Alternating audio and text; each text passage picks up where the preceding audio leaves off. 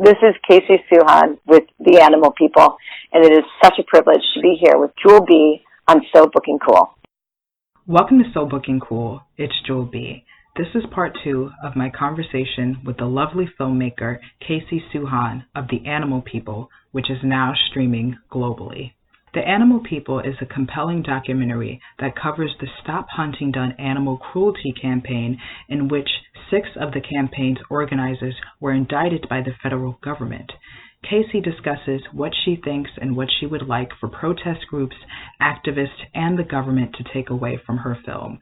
She also discusses how it came to be called The Animal People and why she wishes people would go to jury duty. All this and more in part 2 of my conversation with Casey Suchan, only on So Booking Cool. Check it out. And what do you think the government, as well as protest groups and activists, can take away from The Animal People? Well, I hope that protest groups and activists along different, lots of different issues, because I think we have to be fighting for justice on a lot of different fronts right now, can learn a lot about the strategy that worked.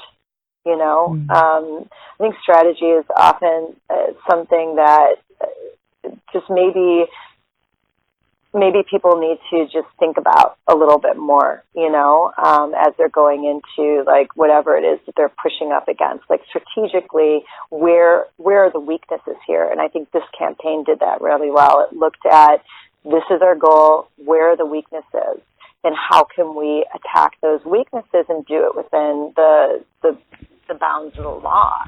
And it was super successful. So I think it can inspire, and I hope it inspires strategic discussions.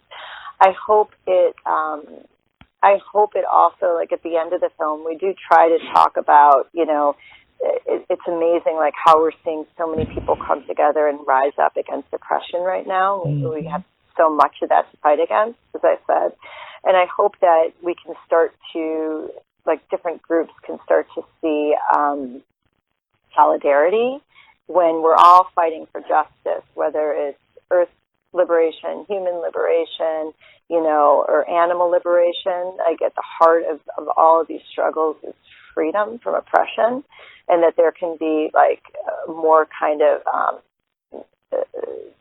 cohesion and help and unification, you know what I mean? Like just cross-pollination between different groups and that kind of struggle, justice struggles. So that's one takeaway. I think that, you know, I think when you see activism that does warrant the attention of the government, like when the government is paying attention to you, it's probably because you're doing something that works. It's because you're like rattling those institutions of power. So I think that's something worth talking about. So I think these strategic conversations are really important and exciting ones to have. I think, you know, when people look at what happened to this group and think of it as, you know, that there's something like, how can you win, right? I think what's interesting in this, how could this movement ever have won? When you watch film, you'll see like it's like almost like the government just kept pushing the needle. Like, how do you win? Right? If they're just going to say, well, now what you're doing is illegal, and now what you're doing is illegal, we're going to just keep changing the laws. But the problem is, like, when something's happening to a quote unquote fringe group that doesn't feel like an issue that maybe is like in your backyard right now, right? We don't pay attention as much as we should to what's happening to these other groups that are fighting other kinds of oppression. If we were, right, I think really paying attention to what our lawmakers were doing and who was paying their bills, and you know what I mean? Like we could much more activate successfully to like get them out of office. I mean, it like really, when you see who's sitting up there in these congressional hearings, and they're still in office, they're talking about how if they don't shut down this campaign, that who's to know that these strategies won't, you know, be moved to other controversial industries and applied against other controversial industries. They need to stop these strategies right now. They need to, you know, change the statutes of the law here. So if we're paying attention to other groups and how they're being targeted by oppressive tactics like that, I think we can push back on lawmakers that are going to come after us next. Do you know what I mean? So I think that these are things that we need to think about. As far as what the government can take away from this, you know, what do you think the government should take away from this? Well, I know what I would want them to take away. I would want them to, you know, don't silence people, especially when you see that what they're standing up for and what they're fighting against, it makes sense that they have that, you know, this is a great cause to stand up for and to believe in. So that, I wish that, you know, it was that simple. Yeah. Yeah. You know, I think like the opportunity to get to know these 6 people, like I think when people, lawmakers, are making laws, it's always in the abstract, right? It's like they're breaking the law, they're getting in the way of this industry. This industry is really important. They're doing really important things. We have to stop this, right? But it's in the abstract. They don't understand what these people maybe are actually fighting against, or what's going on in their lives, or who they are. So I think making it personal is really powerful, you know, and because these people opened up their lives to us, I think we were able to do that. And you really get to know them and see what they're doing, why it matters to them, think about why it might matter on a bigger scale, you know, what maybe we all should be thinking about these kinds of issues, what is violence differently. And hopefully lawmakers can see that, you know, the kind of impact that these laws have, for sure. But then hopefully, too, I guess what I would want the government to take away, we try to, the movie can't do everything, right, because it's only 90 minutes. But in that short amount of time, we do try to put in these kind of mini reminders about what this country was built on, you know, and the kind of and what kind of protest is successful. I mean, I think that's a conversation we really need to be having, right? Like, we like to think about a sanitized version of how change happens, but it's a lot more complicated than, you know, a bunch of women stood peacefully protesting. Suddenly men woke up and gave us the right to vote. No, we fought hard for that. And there was things that people would categorize as violence. So I think the government needs to remember, where change comes from, too. Like, we all need that little, civics lesson. And we need to stop sanitizing history a little bit and have those conversations. And I think we also need to think about, what legal precedent is for campaigns like this. And I think the film does talk about that fairly well because of some of the amazing people we were able to interview, like Matthew Strugar, and he's a First Amendment civil rights attorney, and Will Potter, who's written a multitude of books on this and is an amazing journalist himself. So, a little reminder about, what we've decided precedent we will accept in this country as free speech, you know, and really think about, did they cross those lines, and should you be held accountable for saying that I think it's okay for somebody else to cross these lines, but I'm not going to, right? And that's kind of what happened in this case. They were held accountable for incitement. So I would want our lawmakers to get a little reminder on that. And I would also want them to think about what happened in the appeal. I mean, I think what happened in the appeal is such a crazy legal twist, you know, and the law, I mean, what's going on in our Justice Department right now, in the kind of, you know, justices that are being appointed. And, I mean, talk about, political, you know, judges and stuff like that. A lot of stuff is going on that people are paying attention to in our courtrooms, right? And in these decisions. And I would want our lawmakers and our I guess, anybody who watches this film to think about that really seriously, and to remember that, like, you know, I feel like it's that part of the ballot that everybody goes, oh my God, who are you going to vote for? Who are you going to vote for this? What judge should I vote for? You know, and we start asking our friends at the last minute, you know, we have to hold those people accountable too. We have to really look at that kind of stuff and remember that, and hold our lawmakers who are appointing these people accountable to the kind of the people that they're appointing, because they're the ones who are writing decisions on cases like this and, you know, changing precedent. I mean, this decision changed precedent on free speech in this country.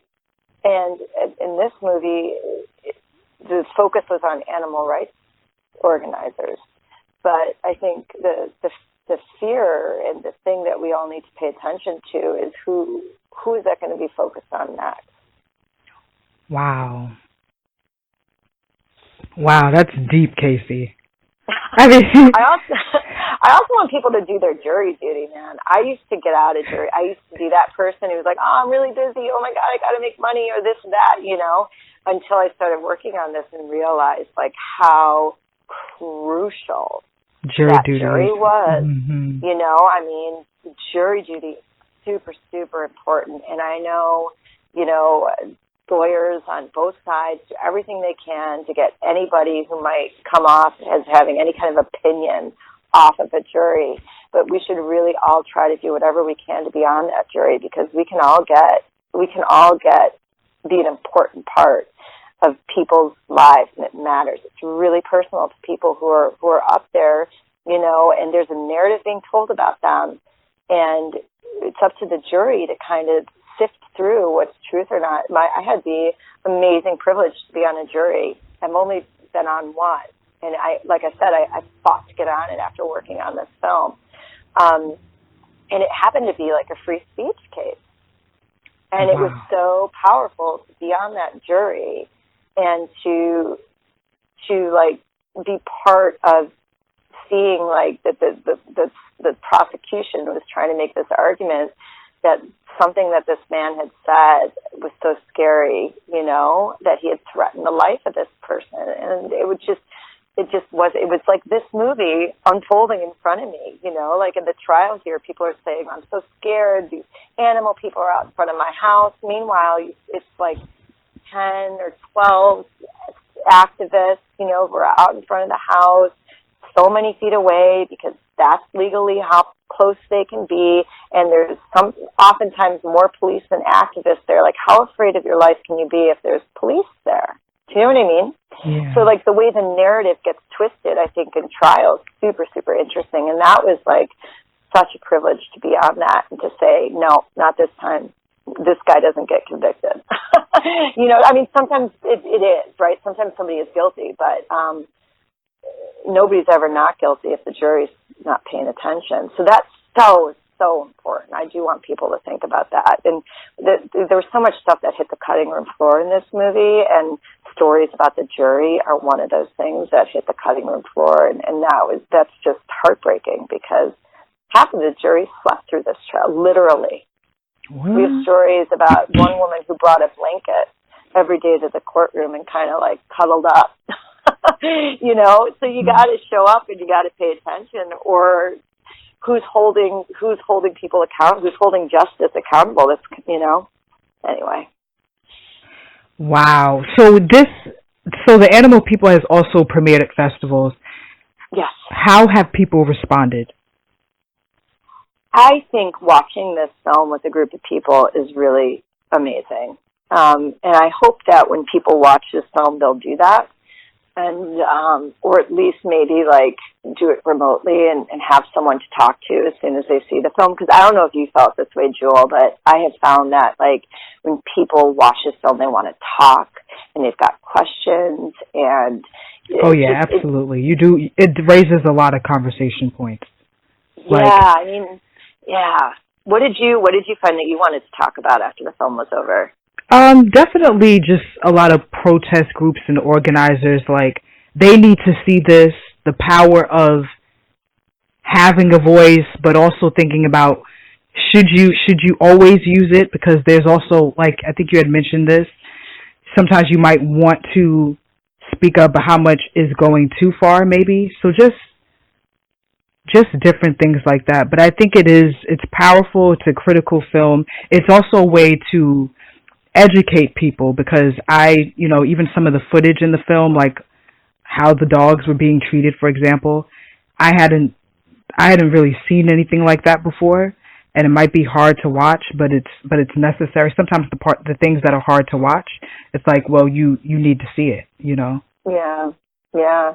I mean, it's interesting, right? Like that footage is what the government made sure wasn't going to get introduced at trial because the truth is powerful. And we see time and time again, that's why people who have power try to control the optics of the truth. And so they can control the narrative and so they can keep, the status quo, so they can keep the power structure as it is. So yeah, it's I don't know what could have happened at the trial had that footage been allowed to be entered. I think at least the jury would have seen that these weren't just a bunch of crazy kids out of context, running around kind of making trouble. But yeah, I do think what we found, because we screen the film with groups, like my co-director and I do a lot of test screenings through the editorial process. So we showed it to hundreds of people as we were finishing the film. And it wasn't really like, oh, do they think what we think? I don't want necessarily for people, I don't think people will see this film and walk away from it with the same experience or with the same ideas. Mm-hmm. But are they having the conversations that we want to inspire with this film, that this story should inspire? To us was always that's it. Now we know it's working because now they're having this nuanced conversation about X, Y, or Z. It's inspired this dialogue. So watching it with people, in a theater has been pretty amazing because just seeing the way people talk and want to talk after they see it is so inspiring, and for, I think, everybody involved in this story, whatever side that they were on, it's the kind of thing that should be talked about, that should be weighed, that people should know about. So it's been tremendous seeing it with audiences, and I'm super grateful that we've had that opportunity, and I'm so grateful to the festivals that have programmed the film. I think documentaries that spark, conversation and raise awareness, I think that's a great goal to have. I would almost say that that's the goal for almost all filmmakers. But to the person who has the idea for a documentary, what should be their next steps? Oh, that's interesting. I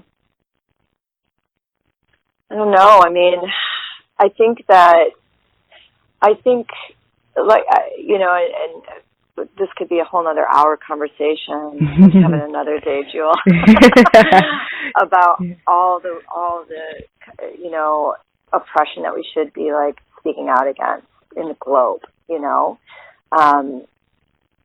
in solidarity, right? There is something that needs your time and your energy and your focus and your attention. And I guess I'd want people to consider, I hope they see themselves a little bit in these people, even if it's oh, that's maybe not my issue, but I have that passion. I see myself. And I think what was powerful about this campaign, I guess I want people to see that they could be activists themselves, that if there's some oppression in their life that they want to fight or some issue that they want to take on, they can see that as special as these 6 people were, there was nothing that special about them. Do you know what I mean? They were just regular people. They didn't have money. They were young. They had the internet, but they didn't have huge financial support, and they weren't strategic people who'd been doing this for years and had developed plans, and you know what I mean? They were just kids, a lot of passion, who sat and thoughtfully said, how does business work? Like, this business is unjust, and we want to stop it. So, like, we can figure this out. We can totally figure this out. And they did. And so I would want people to feel empowered by that. You know, even if what happened to this group, you know, these 6 individuals, like, it gets a little dark, right? But that's super empowering, because we all have that ability to take something on, to take on injustice and find a way to fight it. So I would want people to take that away and think about that. I also would really love it if people would start. We have a really, I think, we have a way as a country anyway, I think, at looking at activists of the past as, like, we kind of reframe the narrative around them and think about them as heroes, like, way too late. You know, like years. Yeah, when they're already gone. When they're gone, and while they're there, having an impact and making change happen and fighting for our rights, they're scary, and they should be jailed, and they're getting in our way. You know what I mean? And I would love it if people would walk away from this and think about activists in general differently. You know, our activists, people who, like, take the time away from the same kind of pressures that we all have, work, kids, you know, school, deadlines, all that, right? We all have, like, rent. Oh, my God. Like, we are all just buried in responsibilities that feel overwhelming. Most of us, I would say, feel that way, right? Yeah. And then, you know, I have gone to a few protests, and you're there, and somebody drives by in their car, and they've had to slow down or stop, and they scream out, "Get a job."